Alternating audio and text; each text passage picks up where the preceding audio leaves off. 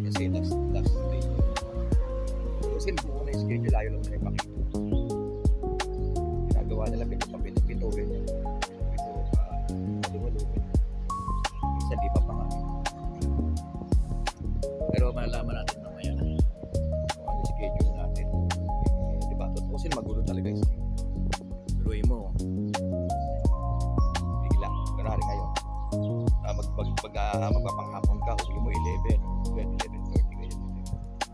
Ngayon, papasok ka na bukasan pang umaga. Laging ganun eh. Kaya isin mo nakaraan, talagang matindi ano.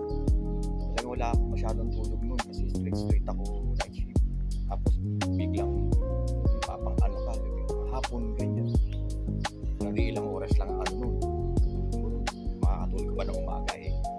Hindi ako sanay, di ba? Talaga eh. Trabaho yan sa nag-schedule yun. Alam natin na hihirapan yung schedule pero ayusin lang niya. Say 2 minutes. Dati nakikita ko dyan si Kuya Henry Reyes o kasi Kuya Haris.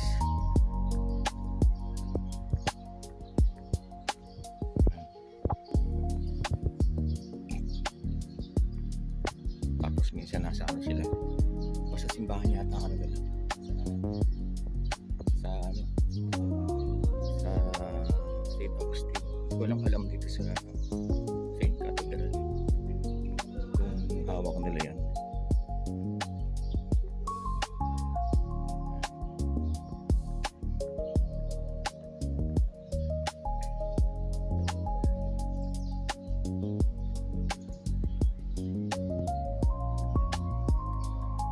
Wala masyadong tao pag atong oras.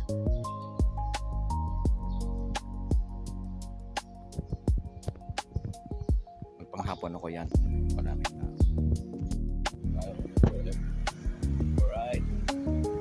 Kasi Lisboa, tapos Grand Lisboa, tapos ito naman natin. Then Lisboa. Alright. Dito tayo sa ilalim. Dadaan ulit.